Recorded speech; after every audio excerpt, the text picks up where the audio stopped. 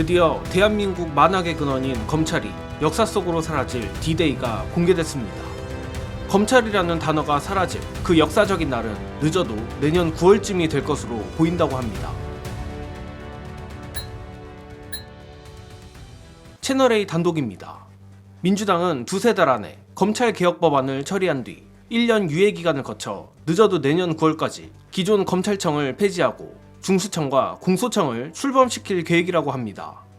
채널A가 취재한 여권 핵심 관계자는 9월 정기국회 전 본회의를 열어 관련 법안을 처리할 계획이라며 유예기간 1년을 거친 뒤 내년 9월 중수청과 공소청을 출범시키는 것으로 목표를 잡고 있다라고 밝혔는데, 또한 보도에 따르면 검찰청을 없애고 대신 중수청과 기소청을 신설해 수사권과 기소권을 쪼개는 기본 뼈대가 달라질 일은 없다고도 전했습니다. 즉, 민주당 일정대로라면 검찰이란 조직은 늦어도 내년 9월 대한민국 역사에서 사라지게 되는 겁니다.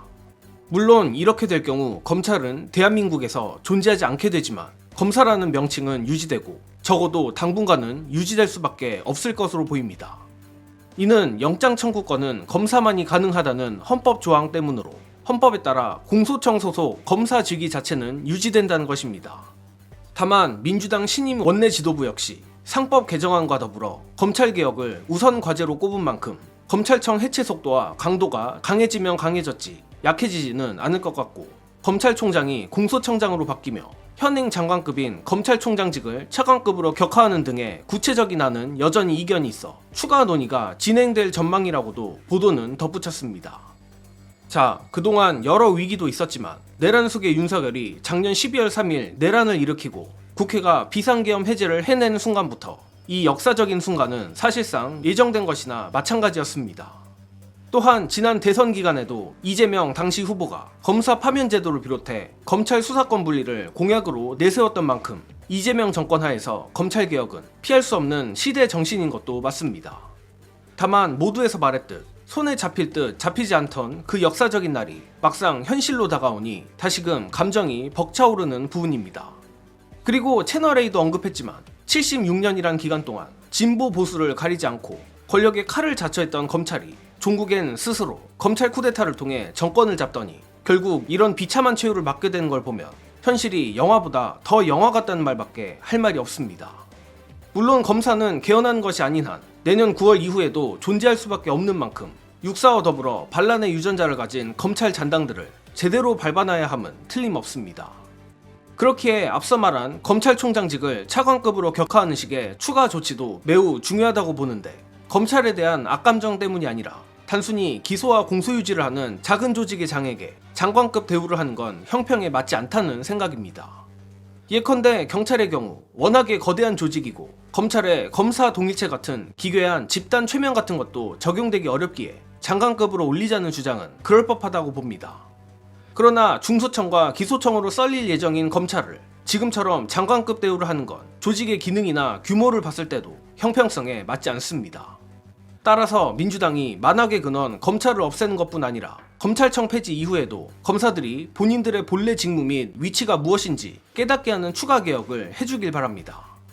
그리고 이 검찰청 폐지보다도 더 발등에 떨어진 급한 불은 특검입니다. 윤석열, 김건희, 내란 세력을 단죄하기 위한 특검이 자칫 잘못하면 죽음을 코앞에 둔 검찰의 마지막 뒤집기판이 될 수도 있다는 건데, 관련해 최강욱 전 의원이 지적하는 특검 내 검찰 뿌락치 문제 영상으로 보시고 오겠습니다.